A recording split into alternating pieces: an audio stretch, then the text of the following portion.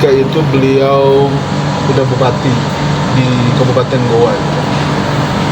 Tapi sosok seorang Pak ICL itu yang saya kenal, beliau orang baik, ramah, kemudian sangat peka sekali dengan lingkungannya, kemudian jiwa menolong itu sangat tinggi banget. Selain memang beliau punya kemampuan intelijensi yang luar biasa, smart, apalagi sekarang tahu sendiri beliau profesor doktor ya. Karir beliau itu kan mulai dari lurah, kemudian camat, sekda, bupati 2 periode, wakil gubernur 1 periode, kemudian gubernur 2 periode. Dan ada momen di mana seingat saya itu beliau pernah mendapat penghargaan apa ya, lupa saya, tapi jelas itu penghargaan yang biasa presiden dan wakil presiden mereka diberikan gelar itu. Ketika beliau 2019 kalau saya nggak salah itu beliau swasembada pangan di Sulawesi Selatan ketika itu. Dan kemudian ada sederetan prestasi lain lagi. Beliau kalau nggak salah itu dulu adalah lurah terbaik se Indonesia. Beliau juga adalah camat terbaik. Kemudian bupati ketika itu bupati pelaksana otonomi daerah pertama ya di Indonesia ketika itu. Setelah itu beliau jadi gubernur, wakil gubernur dan gubernur dengan berbagai prestasi, dan nyaris tidak pernah terdengar terkait kasus-kasus korupsi, KKN dan lain sebagainya. Dan beliau adalah seorang tokoh Indonesia Timur.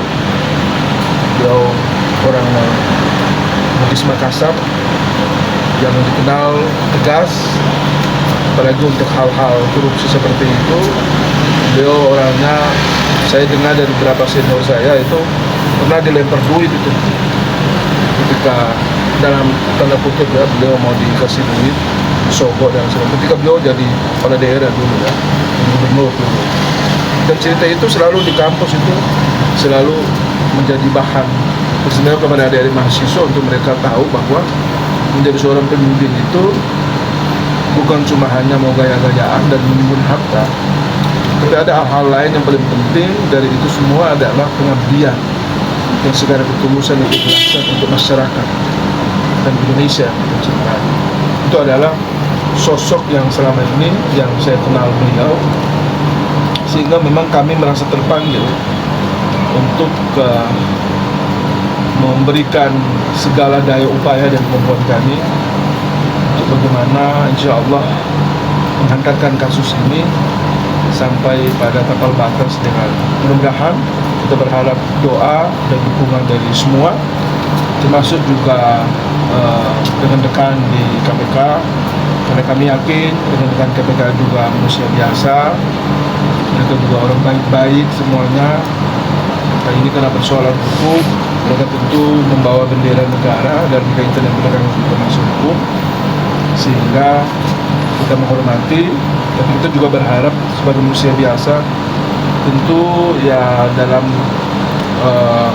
langkah-langkah ke depan pasti ada kita saling bersinggungan, saling bersenggolan terkait dengan bagaimana mempertahankan segala macam dalil dan argumentasi yang kita ketahui dan kita bangun bersama, sehingga mudah-mudahan pada akhirnya kita berharap majelis hakim insya Allah akan memutuskan yang terbaik, berikan rasa keadilan kepada Pak ICL dan keluarga. Karena saya kira teman-teman kita tahu semua kurang lebih 3-4 bulan terakhir ini betul-betul beliau telah dihakimi oleh publik. Beliau diserang habis-habisan ya, padahal kan ada asas presumption of innocence, beliau juga tidak bersalah, tapi beliau juga kuat tegar untuk menghadapi ini semua. Beliau bilang ke saya, Pak Jamal, insya Allah bismillah kita jalan, serahkan semua kepada Allah, Tuhan yang Maha Kuasa, karena kita punya beliau. Banyak orang yang mensupport beliau, banyak saudara, banyak kolega, banyak teman. Karena apapun beliau menjadi pejabat di daerah, menjadi pejabat negara dalam kurun waktu yang cukup lama. Kalau istilah saya bilang ke beliau, kalau ada gubernur seumur hidup, mungkin beliau adalah gubernur seumur hidup di Sulawesi Selatan. Karena saking beliau punya inovasi-inovasi yang begitu banyak dan mampu membawa keluar masyarakat dari keterpurukan di Sulawesi Selatan. Apalagi kemudian setelah menjadi Menteri Pertanian yang mengurus perut rakyat Indonesia, saya kira kita juga semua sudah tahu. Dulu beliau punya kemampuan untuk menahan laju semua harga 9 bahan pokok dan lain sebagainya, dan hari ini saya kira kita juga sudah tahu apa yang terjadi hari ini. Ya, itu artinya bahwa kita juga tidak mau berlebihan, karena ini adalah soal hukum, tapi minimal kita ingin menyampaikan kepada publik bahwa beliau ini orang baik. Kami menggaransikan beliau itu paling tidak bisa sekali kalau mendengar ada sesuatu yang terjadi, apakah gangguan kesehatan atau hal lain terhadap ibunya, terhadap istrinya, anak-anaknya, keluarganya, beliau itu paling tidak bisa dengar. Karena orangnya apa ya, mau dibilang sentimental enggak ya, ya kayaknya bisa juga lah. Tapi kemudian lebih ke beliau tuh punya kepekaan yang sangat tinggi, dan beliau cinta dan sayang banget sama keluarga.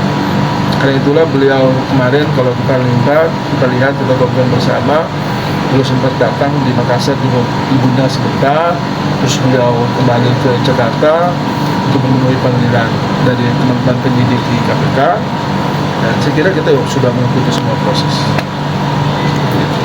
Itu beliau memang orangnya, beliau kalau dalam berkomunikasi, dalam komitmen beliau A, B, B. Dan kalau beliau bilang saya harus bertanggung jawab, saya harus bertanggung jawab. Kan kalau kita ikuti bersama, ketika KPK menetapkan beliau tersangka, beliau belum lagi minta pendapat dari Bapak Presiden. Ketika itu beliau sudah langsung menyatakan sikap untuk membunuh. Beliau harus menghadapi ini, harus bertanggung jawab sebagai seorang laki-laki. Jadi beliau itu menganut ada paham, bukan paham beliau, doktrin lah. Ya pokoknya sebagai laki-laki, gentleman agreement lah. Apa yang kita hadapi, apa yang mesti harus kita lakukan, kita bertanggung jawabkan, harus dilakukan, nggak boleh ditawar-tawar. Kalau jadi Menteri Pertanian ini, sejumlah penghargaan bahkan dari KPK itu berkali-kali itu. Dan saya kira kita tahu itu semua. Dan ini ketika beliau dulu jadi gubernur aja itu, beliau adalah ketua dari perkumpulan gubernur seluruh Indonesia. Berapa periode itu beliau jadinya. Dan seorang profesor, dia beliau doktor, bukan cuma hanya ya kalian. Jadi memang beliau ini betul-betul sosok tokoh Indonesia Timur hari ini yang sebetulnya yang kita harapkan. Nah, kembali ke soal lain, soal case ini sendiri, kan beliau sering menyampaikan kepada kami, Pak Jamal, kalau saya mau ada import beras, itu kan nilainya triliunan.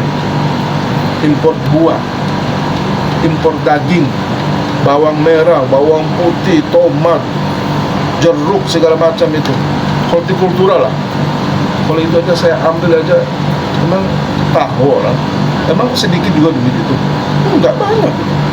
Terus ngapain saya harus ambil duit dari staf saya yang nggak tahu apa duit itu dari mana, mereka ambil dari mana, dari duit negara kah, dari duit pribadi mereka kah.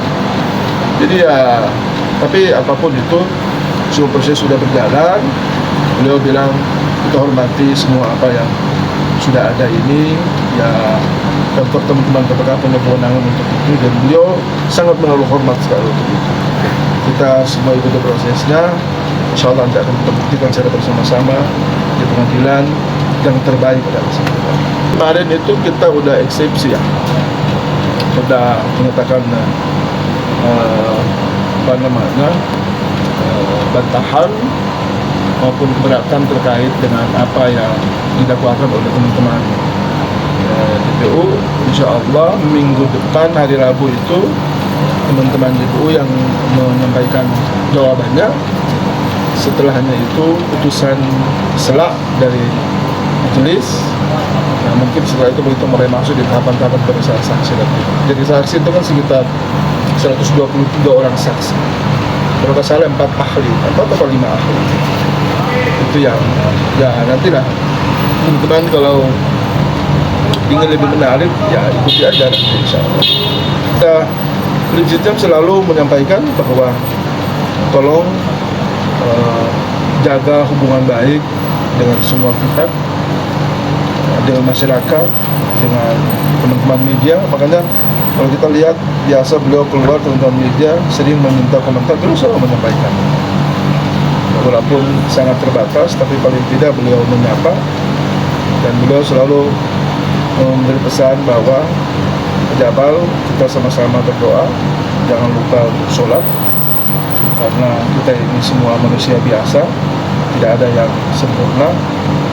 Ya, semua itu hanya milik Allah, sehingga kita kembalikan itu kepada Allah lah. Kita juga tidak mau di awal-awal begini terlalu petenteng, tapi insya Allah kita serahkan semualah kepada Allah, kepada beliau adalah pemimpin dari segala alam semesta. Itu pesan beliau. Dan beliau juga menyampaikan ini bulan suci Ramadan, jadi Pak Jamal dan teman-teman jangan lupa puasa, jangan lupa berdoa untuk kita semuanya. Insya Allah ke depan ini isinya lebih baik.